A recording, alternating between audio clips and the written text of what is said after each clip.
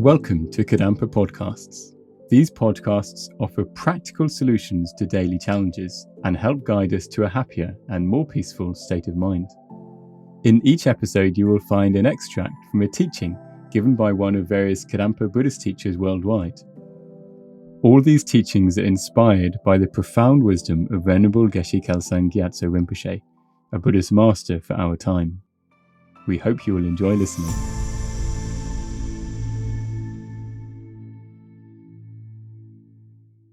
Buddha gave lots of wisdom to help us to respond to the world in the most positive way.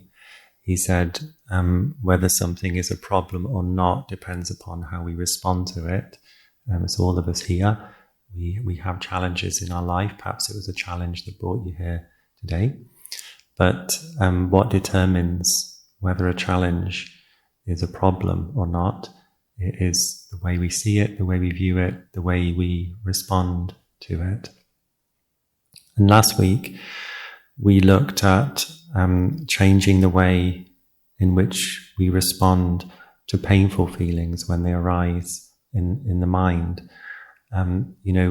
We experience physical pain, and we will also experience mental pain too. Stress, worry, anxiety, they're all feelings that we experience within our mind. And what creates those feelings is the mind itself as opposed to the external situation. Because two people in the same situation can experience it very, very, very differently. Somebody may find an external situation stressful, somebody else may be okay with it. They just got some stability of mind. So our experience is not determined by our external world. It really is determined by our mind. So I'm sure all of us here experience painful feelings in the mind now and again. They pop into our consciousness. They arise in our mind. And Geshe Kelsang Gyatso, in the book How to Solve Our Human Problems, which I read some extracts from last week, he says that suppose somebody at work criticizes us or undermines us, or that our partner fails to return our affection. These are just some examples that he gives. And, he says, these things hurt. Okay, they hurt. They don't hurt us physically, really. They're more mental pain. These things hurt. So painful feelings arise in our mind. And then, because none of us want to experience painful feelings, we react to protect ourselves from those painful feelings. And our normal response can be to become defensive or retaliate or blame the other person, or even harden our heart. So it's when you kind of just close down. You want to protect yourself from painful feelings, and maybe someone is giving you a lot of grief and a lot of difficulty, and maybe we just find ourselves sort of going inwards, closing down and hardening our heart. And for each of us, we have our go-to mechanism, I think, to protect us from painful feelings. So you can explore how you normally respond to painful feelings. If someone's critical, if someone undermines you in some way, someone fails to respond to our affection, what's the route you take in your response to your feelings? And for each of us, I think it can be different in different circumstances.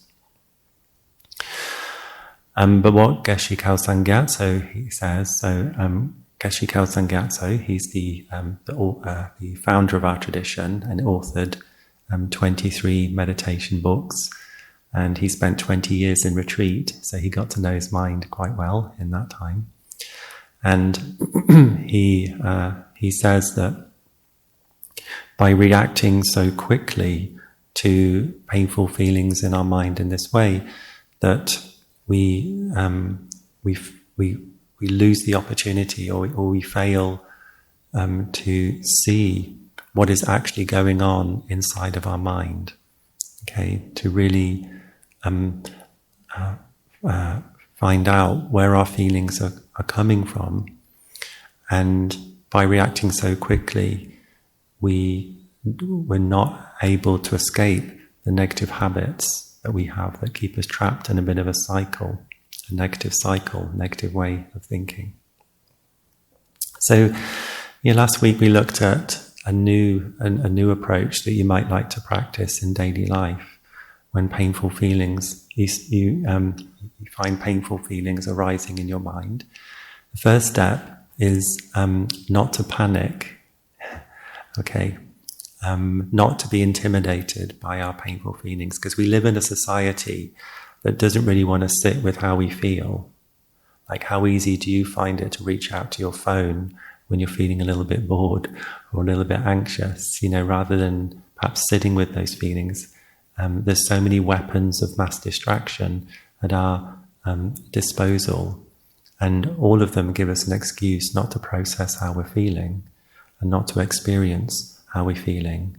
So then we start to lack an ability to really process how we feel, to acknowledge how we feel, and let go of painful feelings that we're holding on to. It's easier to reach out to a quick fix. It can be a cigarette, it can be a drink, it can be food. I just got to eat something to escape how I feel. It can be TV, watching movies. We've all got our little go-tos, things we reach out to when we're sort of left sitting with our own mind. This is why, for some people, solitary confinement is the worst thing, isn't it? Because what does that mean? It means you just sat with you and how you feel on the inside. Maybe you like the idea of that. I think I could do with a bit of solitary time. Yeah, maybe for a few days, but give it a few months, we'll be like, I just need some distraction. I'm now becoming aware of what's going on in my mind. The gremlins are coming out. So learning to sit with how we feel is a skill. Okay, it's an art, and I think it can be a bit of a lost art in this world because of distraction. And Geshe Kelsang Gyatso knows that, Buddha knew that.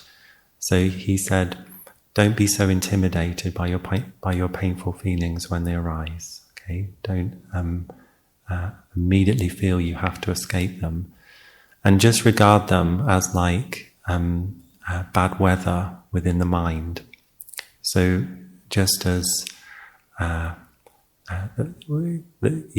think of your mind as like the sky, and painful feelings are like some moments of bad weather within the sky of your mind.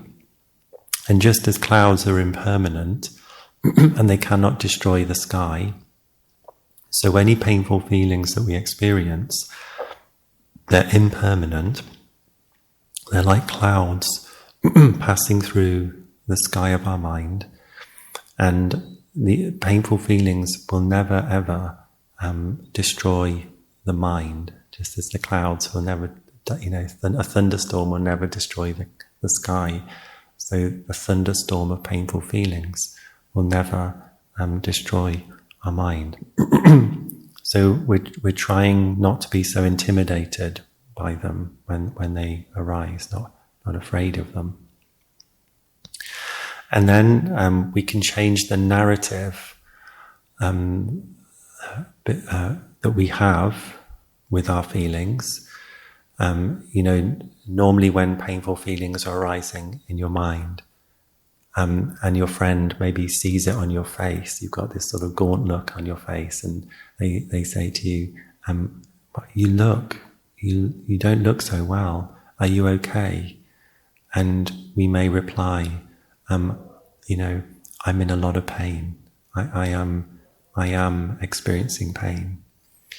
And so we have a tendency to identify with our painful feelings as if they were us. We observe them in our mind, and then in Buddhism we say we impute our I upon them. We label ourselves, we identify with those painful feelings. So we grasp at a very painful self. When you're saying, I am in pain, your version of yourself, like how you're seeing yourself, is a person who is in pain, like a painful sense of I or sense of self, and we're grasping at that self as being our identity. So what Buddha said is that when painful feelings arise in your mind, try to relate to them in a different way, and rather than saying I am in pain, think unpleasant feelings are arising in my mind. Okay, and there's a big difference, isn't there, between I am in pain and unpleasant feelings or painful feelings are arising within my mind. In the second sentence or narrative, you're more the observer of your painful feelings. You're just watching them. You become aware that they're arising in your mind, but you're not identifying with them. And then they will feel less frightening, less solid, and we're more able to deal with them more constructively. So then, that's the second step then, is just changing the narrative, the way we relate to those painful feelings. And then the third step is allowing ourselves to, sit with those feelings, acknowledge them, experience them, and investigate their nature and where they come from. Okay? And if we give ourselves the time to do this, because like Geshe says, often we don't give ourselves the time to do this. How often do you sit down with how you feel and investigate where your feelings come from? Really, really explore that a little bit. Because the special wisdom dawns in our mind when we do this. And what is that wisdom? Well, what we realize is that the painful feelings that we're experiencing are not coming to us from the external world, are not being produced by the external world. They're actually being produced by our mind, and that the external world is merely a trigger for a potential within our mind to produce uncomfortable and painful feelings. So do you think two people in the same situation necessarily experience it the same way? Two people in the same, do they always experience it in the same way? That's not the case, is it? So let's say there's you, and then your work colleague, and then you're together with a common challenge. So you're faced with a common external situation. It could be working with another person or working on a project. And this third person, so there's you with your colleague, and then there's a third person, and this third person, I don't know, maybe they're a little bit lazy in their work or just annoying.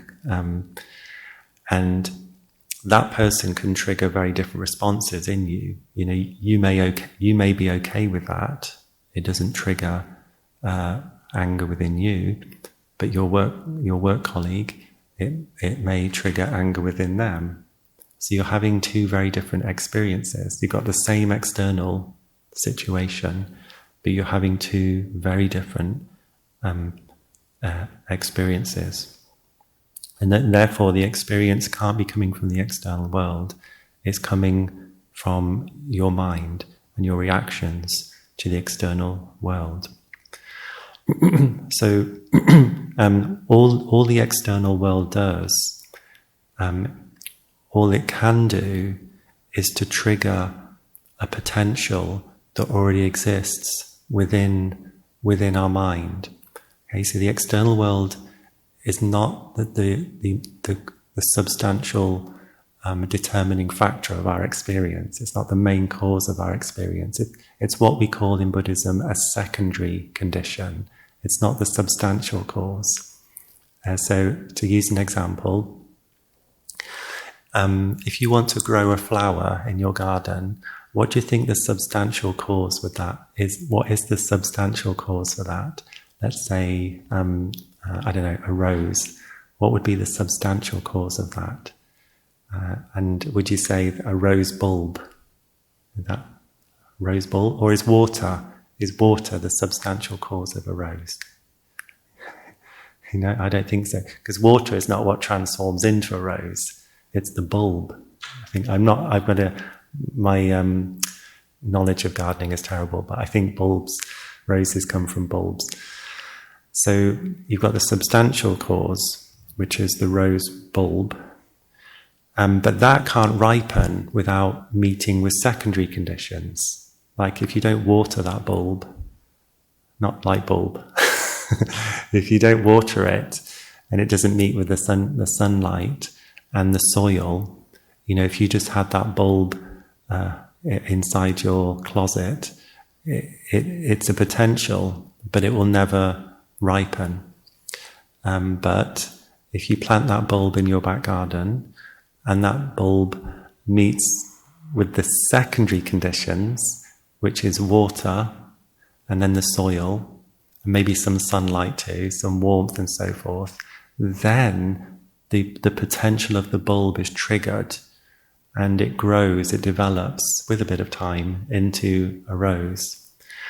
So just think, on your mind or on your consciousness, you have lots of seed-like potentials to experience both pleasant feelings and unpleasant feelings. Because if your mind didn't carry the potential to experience unpleasant feelings, you couldn't experience them, right? And right now you may not be experiencing, hopefully not, stress and anxiety or painful feelings in your mind. But that doesn't mean that your mind is never again capable of generating such feelings. What it means is, at the moment, your mind carries upon it seed-like potentials, some to give rise to pleasure and happiness, but some potential to give rise to painful feelings and negative minds.